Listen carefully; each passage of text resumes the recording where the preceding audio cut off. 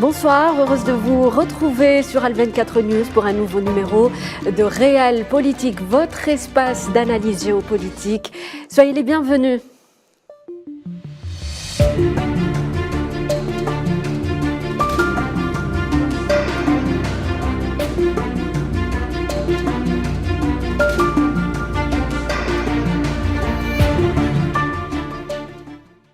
Et comme chaque mercredi soir, nous sommes en compagnie de professeur Mohamed Barkouk. Bonsoir. Bonsoir, Ramadan Moubarak. Ramadan Moubarak, merci. Donc on va revenir ce soir sur le thème de la lutte antiterroriste et l'expérience algérienne. On peut considérer cette expérience, professeur, comme un modèle pionnier. Absolument. D'ailleurs, l'Algérie était le premier pays à faire face à une stratégie de déstabilisation par le terrorisme pendant plus d'une décennie. On a vu le développement d'une matrice idéologique, mais aussi le développement d'opérations d'envergure contre l'État, la nation, les citoyens. Ce qu'on a vécu pendant une décennie, c'était sans précédent dans l'histoire du terrorisme, depuis l'acte 1 du terrorisme dans 3 de l'ère grégorien, avec les zélos juifs en Palestine. Et puis on a vu l'évolution de cette matrice qui a à la fois des fondements religieux, mais aussi doctrinaux et idéationnels. On a vu en même temps l'évolution des modus operandi de ce terrorisme. À dire, Madame Rim, que l'Algérie est devenue pionnière en matière de lutte contre le terrorisme est une vérité, c'est une expertise reconnue à travers le monde. C'est une expertise que l'Algérie a pu développer par rapport déjà à cette menace sans précédent, mais aussi par rapport à cette synergie d'efforts entre l'armée nationale populaire, les services de sécurité, les institutions de l'État et les citoyens, les patriotes. C'est par cette synergie que notre pays a pu surmonter cette menace sans précédent, mais aussi à développer ce modèle de lutte et de prévention contre le terrorisme. Ce fut une stratégie basée sur une étude approfondie du phénomène à l'époque, professeur ? Il faut dire qu'avant cette date, avant cette menace multidimensionnelle contre notre pays par le terrorisme, oui. Comme je disais, c'était sans précédent, donc aucun pays n'est vraiment préparé à ce type de menace. L'Algérie était la seule d'ailleurs à confronter ce phénomène pendant cette décennie. À l'époque. Oui. À l'époque, notre pays le faisait avec un silence complice du monde, avec une complicité que les historiens vont certainement prouver par des actes d'un certain nombre de pays. Mais on a vu aussi que c'est par cet engagement patriotique que notre pays a pu développer à la fois une stratégie de lutte et de prévention. On a vu, il faut le dire, Madame Rim, que selon des chiffres concordants, les victimes étaient de l'ordre de 200 000 Algériens, mais avec des dommages collatéraux à dizaines de milliards de dollars. L'Algérie qui a pu sombrer dans le désastre du terrorisme, surtout dans un contexte économique assez difficile, mais c'est par cette volonté conjuguée d'efforts de patriotes à la fois des institutions et des citoyens que l'Algérie a pu développer à la fois une matrice doctrinale contre les fondements doctrinaux de ce terrorisme, mais aussi développer un savoir-faire contre la menace avec toutes ces typologies opérationnelles. On va revenir sur le silence international vis-à-vis de ce phénomène qui s'est développé en Algérie, professeur. Mais avant, j'aimerais revenir sur les caractéristiques de cette stratégie antiterroriste en Algérie. Qu'est-ce qui la caractérise ? Il faut dire dès le départ, Madame Rim, que la lutte contre le terrorisme était basée sur des fondements juridiques. Donc c'est des fondements juridiques. Oui. Elle était aussi basée sur un besoin de survie de l'État et de la nation. Il était aussi basé sur un engagement pour la vie contre des stratégies visant non pas seulement la déstabilisation, mais surtout... un engagement populaire? Un engagement du peuple et des institutions. Il faut oui. toujours le dire, c'est cette synergie, j'utilise toujours ce mot, ce concept de synergie, qui a vu que les fondements juridiques, un savoir que les institutions ont pu acquérir graduellement par rapport à l'évolution de la menace, parce que la menace a été dès le début très apparente, mais aussi très déterminée à éliminer les fondements de la République. Donc le premier engagement, c'était un engagement patriotique à la fois des institutions et des citoyens pour la préservation de notre système républicain, la préservation de l'État algérien et la préservation de la vie des citoyens algériens.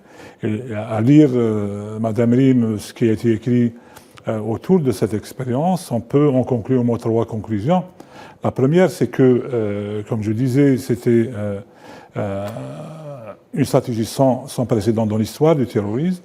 Deuxièmement, c'est que notre pays a pu, à elle seule, déconstruire la matrice idéologique, mais aussi battre cet orgue du terrorisme. Et troisièmement, c'est que c'est par cet engagement de tous les citoyens patriotes que notre pays a pu préserver cette unité nationale, préserver l'institution de la République et préserver l'État algérien.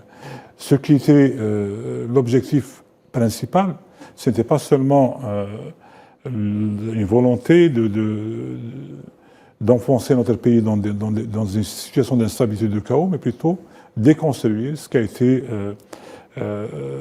développé par notre État, par notre peuple depuis des siècles. C'est-à-dire une unité nationale, c'est-à-dire une volonté de préserver une souveraineté que les Algériens ont pu revivre après 132 ans de terrorisme, après 132 ans de lutte contre aussi les affres du colonialisme. Et puis quand on dit terrorisme, professeur, on parle de radicalisation, d'extrémisme violent, et l'Algérie a justement combattu ce phénomène en allant vers la source de ce mal, la source du mal. Absolument. Le terrorisme a ses matrices. Chaque typologie du terrorisme a ses matrices.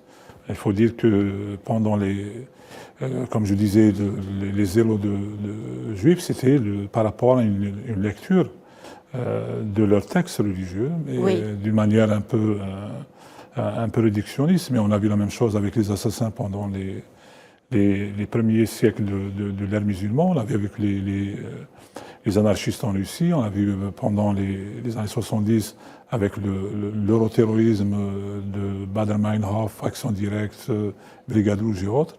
Mais on l'a vu aussi pendant les années 80 avec le développement des matrices idéologiques transnationales dans un cadre conflictuel, l'Afghanistan, mais aussi le développement d'un savoir opérationnel de ces terroristes. Selon des statistiques américaines, il y avait entre 800 et 1400 combattants étrangers algériens qui ont participé sur l'Afghanistan, qui sont revenus en Algérie, avec ce savoir-faire criminel, avec ce savoir-faire terroriste, qui ont pratiquement développé cette menace dans notre pays. L'approche algérienne était une approche multidimensionnelle. Elle était à la fois juridique, elle était opérationnelle sur le plan de la lutte proprement dite, mais aussi par rapport à la déconstruction de la doctrine, par le développement de nouvelles politiques de gestion des mosquées, l'encadrement des prêches religieuses et du discours religieux pour que ce discours soit plus modéré et fondé sur les véritables principes de notre religion. Il faut dire aussi que par cette approche, il y avait une approche qui combinait à la fois la chose politique par cette volonté de dissocier entre ce discours obscurantiste et l'action politique. On a vu avec les nouvelles lois organiques de 97 sur à la fois les partis politiques, mais aussi par rapport à un certain nombre de règles de gestion de la cité. On a vu aussi par rapport au développement de politiques publiques envers les différentes composantes de la société, culture, mais aussi par rapport à une prise en charge des besoins des citoyens. On a vu plus tard par un développement graduel d'une nouvelle logique politique plus inclusive, plus participative, fondée sur les principes de la République. Autre aspect sur lequel j'aimerais revenir avec vous, c'est en fait les actes de blanchiment et de financement du terrorisme. Qu'est-ce qui a été fait dans ce sens par l'Algérie? L'Algérie a, dès le début, comme je disais, développé un certain nombre de normes à l'intérieur du pays, mais elle a aussi participé à un développement d'un certain nombre de socles normatifs, soit sur le plan régional ou sur le plan international. On a vu par exemple notre contribution, la contribution de l'Algérie, c'était la résolution 1904 du 17 décembre 2009 concernant la prohibition du paiement des rançons. C'était grâce à notre pays que les Nations Unies ont développé cette règle, cette nouvelle règle. L'approche algérienne, c'était la criminalisation des paiements des rançons, vu que dans notre sphère géopolitique immédiate, donc au Sahel, la France, pays des rançons au terrorisme, c'était un financement direct du terrorisme. Donc c'était un financement pour le développement de la menace. C'est contre les lois internationales? C'est contre les règles internationales. Il faut le dire que même les résolutions, les différentes résolutions sur la lutte contre le financement et le blanchiment de l'argent destiné notamment à ces groupes terroristes. On l'a vu aussi dans les règles soit africaines par rapport à la Convention d'Alger de 1999, ou par rapport à la Convention arabe de 1998 revue en 2008, par rapport à la Convention du monde musulman, par rapport aux différentes résolutions, la 1373 par exemple, par rapport à la stratégie mondiale de lutte contre le terrorisme de 2006, mais aussi par rapport à ces différents concepts, normes et principes développés dans le cadre de la légalité internationale. Financer le terrorisme est un crime. Oui. Le terrorisme constitue aussi un crime. Il faut dire, malgré que le concept n'est pas défini d'une manière consensuelle à l'international, mais il y a un consensus autour de 4 piliers de ce terrorisme qui sont pratiquement cités dans tous les instruments juridiques internationaux, à savoir que c'est un terrorisme. Le terrorisme vise essentiellement la vie, mais aussi la stabilité des États. Donc il y a une dimension criminelle et politique. Deuxièmement... Donc pardonnez-moi, il existe toujours un vide juridique sur... Il y a un problème de consensus autour du concept. Mais il faut dire que ce vide juridique, entre guillemets, a été quelque part comblé par un certain nombre de résolutions. Après les attaques terroristes contre les Twin Towers à New York et contre les institutions aux États-Unis, donc après le 11 septembre 2001, il y avait plus d'efforts consentis par les Nations Unies justement pour développer ces principes. C'est pour ça qu'on avait un certain nombre d'efforts, par exemple la création des Global Counterterrorism Forum par exemple, mais aussi un certain nombre de forats de coopération, mais aussi de forats de dialogue autour de ces concepts. Justement, le partage des bonnes pratiques démarre à partir d'une même vision de l'évolution de cette menace, mais aussi de l'adoption d'un concept minimal du terrorisme. Justement, à quel moment on a commencé à s'intéresser à l'expérience algérienne en matière de lutte antiterroriste à travers le monde? Il faut dire que, Madame Eim, que l'Algérie, comme on le disait, vivait dans un silence complice cette menace sans précédent. Mais après les actes criminels à Paris en 1995, mais surtout avec les attaques d'Al-Qaïda en 2001, on avait plus d'intérêt à cette expérience. On avait plus de reconnaissance, à la fois par rapport à l'expérience, mais aussi l'adoption du discours algérien en ce qui concerne le caractère transnational, transfrontalier de cette menace. L'Algérie a toujours défendu l'hypothèse que le terrorisme n'a ni de couleur, ni de religion, ni de frontières. Oui. Les événements de 2001 avaient prouvé dans le drame cette hypothèse. C'est pour ça qu'on a vu les Américains en leadership. Après le 11 septembre Absolument, reconnaître ce caractère pionnier de notre expérience. On a vu plus tard, c'est tous les États du monde qui essaient d'avoir, en quelque sorte, un certain nombre de principes, de normes et surtout de savoir-faire partagés avec ces pays. Justement, quelle coopération à travers le monde, à l'échelle régionale d'abord, et à travers le monde également en ce qui concerne la lutte antiterroriste? Il faut dire, Madame Rim, qu'il faut développer une analyse un peu différenciée. Parce qu'aujourd'hui, puisque le concept n'est pas vraiment consensuel, des fois il y a des différences en matière d'identification des groupes terroristes. Les Américains et les Européens ont leur liste de groupes terroristes qui n'est pas consensuelle. Hamas, pour eux, est un groupe terroriste, pour d'autres, c'est un groupe politique, puisqu'il participe aux élections en Palestine. Pour d'autres, Hezbollah est un groupe terroriste, pour d'autres, c'est un parti politique au Liban. Oui. Donc il y a toujours cette approche différenciée. Mais il faut dire qu'une lecture rationnelle de la cartographie du terrorisme, de Abu Sayyaf à Mindanao, Jolo aux Philippines, Jama'a Islamiyya à Fatani en Thaïlande, Al-Qaïda en Afghanistan, en Pakistan. Comment faire face à ces listes? C'est pour ça qu'il faut dire qu'il y a une lecture différenciée jusqu'au M23 au Congo, puis en 19 en Amérique latine, etc. Donc il y a une certaine vision par rapport à l'identification de la menace. Aujourd'hui, Madame Rim, il faut dire que le point de départ pour toute lutte, c'est le national. C'est le national dans un cadre souverain, selon des règles juridiques adoptées par les pays, avec une coopération internationale sans pour autant qu'elle ne soit une ingérence dans les affaires des pays. Aujourd'hui, on voit Madame Rim, et c'est pas moi qui le dis, c'est des Américains qui l'ont écrit.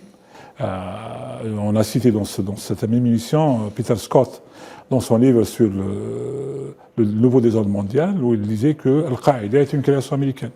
On a vu avec Hillary Clinton, dans le chapitre 2 de son livre biographie, Hard Choices, chapitre 2, par rapport à ces accusations tacites, par rapport aux contributions américaines dans la création de Daesh. Donc l'histoire finit par révéler à chaque fois. C'est l'histoire qui révélera, oui. Donc le moment venu, ces contributions des États qui utilisent ces groupes terroristes comme des instruments. Il faut dire que le Moujab, le mouvement de l'unicité du djihad en Afrique de l'Ouest, a été une création des services marocains, avec un financement direct par des rapts, mais aussi par la drogue, la résine du cannabis. Il faut dire que le paiement des rançons par la France pour ces groupes terroristes est aussi une instrumentalisation indirecte de ces groupes. En matière de coopération, il faut dire qu'il y a beaucoup de coopération bilatérale, donc entre ces pays qui essaient de partager à la fois le savoir-faire opérationnel, donc c'est ce qui se fait un peu partout, mais sur le plan multilatéral. En Afrique, on a cette architecture de la sécurité. Oui. On a aussi des instruments de veille. On a un centre d'études de recherche sur le terrorisme qui est le CAERT. On a aussi une volonté, comme ça a été cité par M. le Président de la République, il y a ça quelques jours, lors de sa participation à ce débat de haut niveau du Conseil de sécurité des Nations Unies, oui. Par rapport à un certain nombre d'instruments régionaux qui dépendent aussi des engagements de nos pays à l'international, donc au niveau de la légalité internationale, en ce qui concerne à la fois, comme je disais, prévention et lutte, mais il faut aussi en rajouter une troisième dimension, qui est la préemption pour éliminer les dynamiques causales de la matrice idéologique, mais aussi du terrorisme. Alors, en parlant de l'Afrique, on sait que le continent africain est le plus touché par ce phénomène. Comment l'Algérie peut-elle contribuer à éradiquer le phénomène? Il faut dire, oui, c'est vrai, Madame Rim, le terrorisme est en train d'évoluer, malheureusement d'une manière très alarmante. Oui. À lire le dernier rapport de Global Terrorism Index de 2023, l'impact du terrorisme est plus drastique qu'en 2022.